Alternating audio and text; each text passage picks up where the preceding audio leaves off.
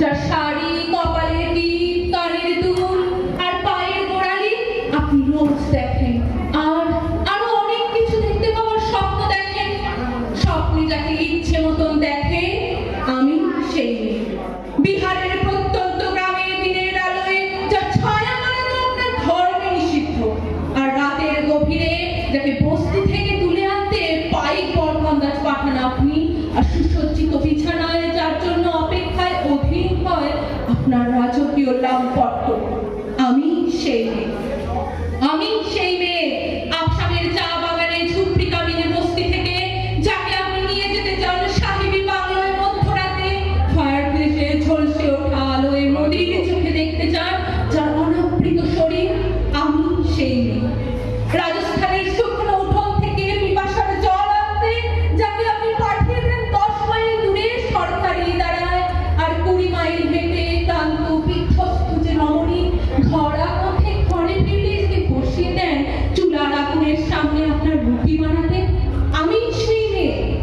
আমি সেই মেয়ে যাকে নিয়ে আপনি মগ্ন হতে চান গঙ্গার ধারে, কিংবা ভিক্টোরিয়ার সবুজে, কিংবা সিনেমা হলের নীল অন্ধকারে। যার চোখে আপনি এঁকে দিতে চান ঝুটা স্বপ্নের কাজল আর ফুরিয়ে যাওয়া সিগারেটের প্যাকেটের মতো, যাকে পথের পাশে ছুঁড়ে ফেলে আপনার ফুল সাজানো বাড়ি শুভ বিবাহ সুসম্পন্ন করতে ছুটে যায় শহরের পথে।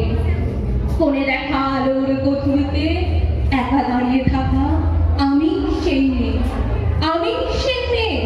এমনকি দেবতারাও যাকে ক্ষমা করেন না, অহংকার আর শক্তির দম্ভে যার গর্ভে রেখে যান কুমারীর অপমান, আর চোখের জলে কুন্তি হয়ে নদীর জলে বিসর্জন দিতে হয় কর্মকে, আত্মযোগে। আমি সেই মেয়ে। সংসারে অসময়ের আমি ভরসা। আমার ছাত্র পড়ানোর টাকায় মায়ের ওষুধ কেনা হয়, আমার বাড়তি রোজগারে ভাইয়ের বই কেনা হয়। আমার সমস্ত শরীর প্রবল বৃষ্টিতে ভিজতে থাকে। কালো আকাশ মাথায় নিয়ে আমি ছাতা হয়ে থাকি। ছাতার নিচে সুখে আছে সংসার। আপনি আপনি আপনারা আমার জন্য অনেক করেছেন। সাহিত্যে, কাব্যে, শাস্ত্রে, লোকাচারে আমাকে মা বলে পূজা করেছে, প্রকৃতি বলে আদিক্ষেতা করেছে, আর শহরগঞ্জের কানাগলিতে ঠোঁটে রং মাখিয়ে কুপি হাতে দাঁড় করিয়েও দিয়েছে। হ্যাঁ, আমি সেই মেয়ে। একদিন হয়তো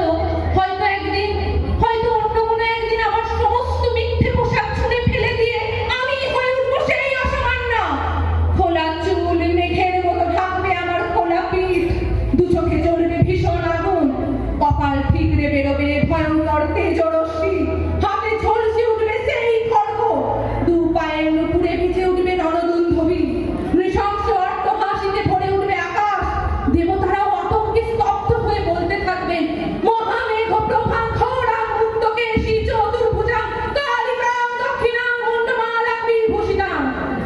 বিভৎস দাবানলের মতো আমি এগোতে থাকবো, আর আমার এগিয়ে যাওয়ার পথের দুপাশে মুন্ডহীন অসংখ্য দেহ ছটফট করতে থাকবে। সভ্যতার দেহ, প্রগতির দেহ, উন্নতির দেহ, সমাজের দেহ। হয়তো আমি সেই মেয়ে, হয়তো বা নষ্ট।